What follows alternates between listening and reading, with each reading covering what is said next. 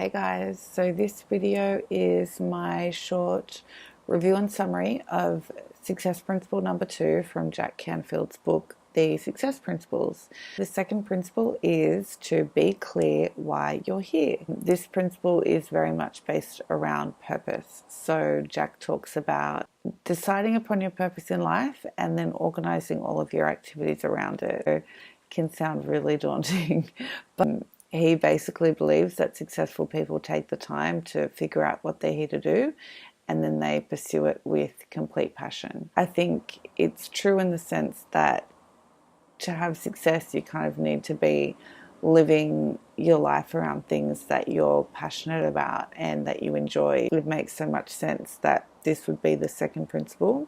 I agree that without purpose, we tend to feel like our lives are a little bit boring and we tend to be on autopilot. So we might have just taken a job and like we do the things we do and we do the things we feel that we should do. And sometimes those things aren't the things that excite us in life. So I do agree with Jack with a lot of what he's saying in terms of creating that passion in your life, because it's that passion, that knowing what you want to do, that is going to give you the momentum and the drive to move forward towards success. People who tend to seem like they've got everything going on for them, even if you've got like a really good job and a really good income and happy, healthy relationships and, great friends and whatever it might be, a lot of people can still tend to really feel like something's missing or tend to feel a little bit down or depressed at times or a little bit bored, as I mentioned. So I think sometimes purpose and passion can really be that missing piece. Yeah, that's why I do agree with why this is an important success principle and important that he touches on it really early in the book,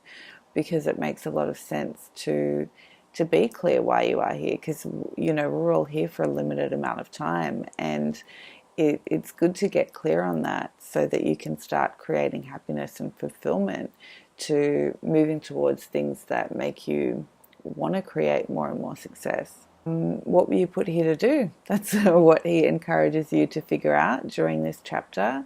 He says once you know this about yourself, it really injects a lot of fun into life and a lot of creativity. So he breaks down living on purpose to it being doing what you love to do, what you're good at doing, and what's important to you.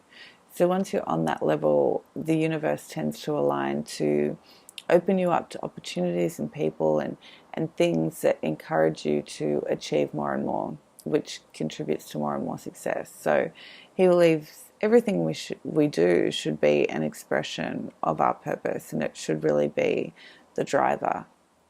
But he does talk about if you're dedicating years and years and years at something that you excel at, but it's not something you enjoy doing, he said it can be still quite soul crushing. Like, it doesn't really matter how successful you are if it's not something that you're enjoying being successful at. So enjoyment should be found in the day-to-day, not just in the years to come, like this thing that we're all chasing, like this elusive dream of happiness and enjoyment and, I'll be happy when. It should be, no, be happy in the day-to-day because you're pursuing what you love and you're doing what you're passionate about. People can be miserable when they're doing things that they don't enjoy doing. So it's about asking yourself questions like, what would you do for free? What would you do just because you love it?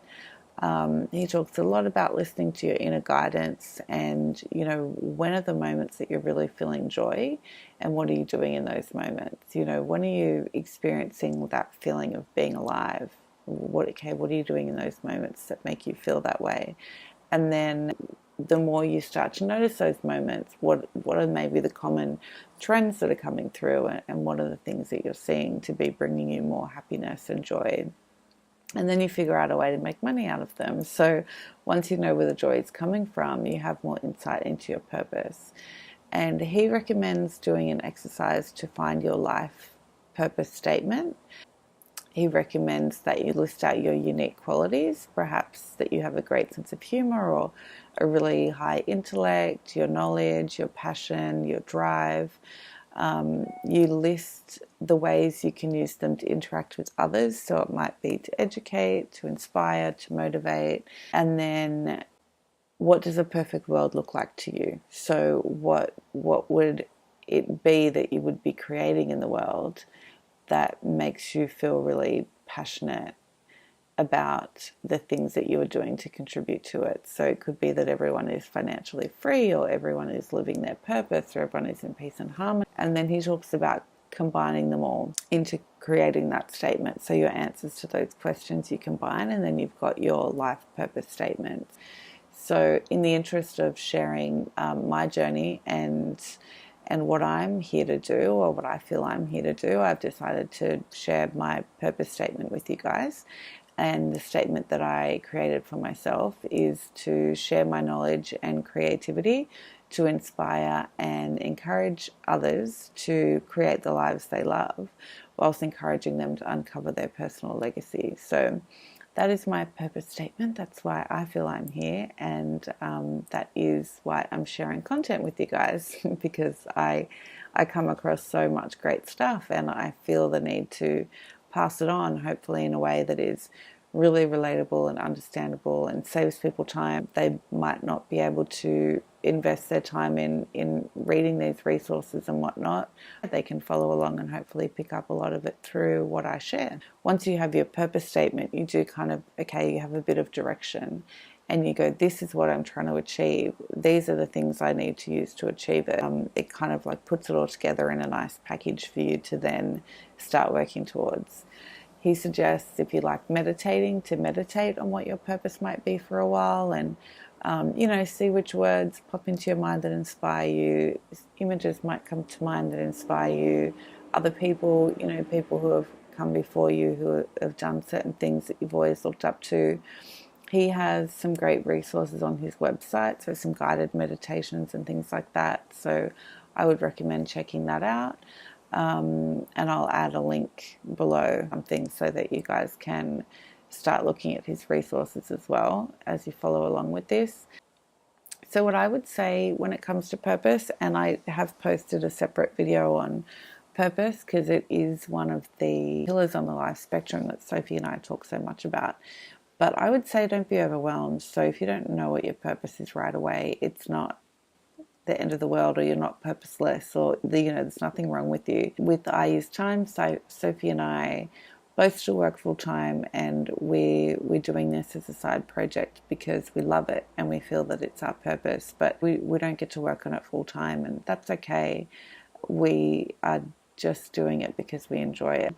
You can bring your purpose into your life in different ways, and do it without judgment, and do it without stress and overwhelm, because it's meant to be fun. It's meant to be like a really great part of life, not a stressful part of life. So I would just keep that in mind. But definitely, if you don't know what it is, start exploring it. I feel like it's never too early and never too late to start figuring out why you are here, because I guarantee you're here for something, here to do something great. And whether you think it's like too big or too small initially, it doesn't really matter. You will figure out what your purpose is, and you'll be excited by it. Definitely spend some time on this success principle. Some people know 100% what it is, and they're just ready to dive in and go for it.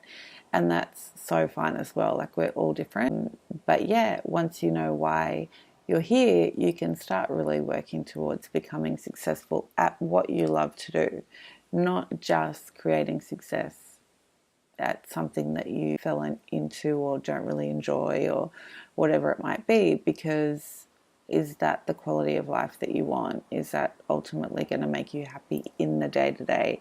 He mentions, do you really want to get to the top of the ladder and then realize it's been leaning against the wrong wall? You can climb and climb and climb for success, but if you're not climbing to what you want and what you enjoy and what your heart and soul is aligned to, then are you going to feel happy?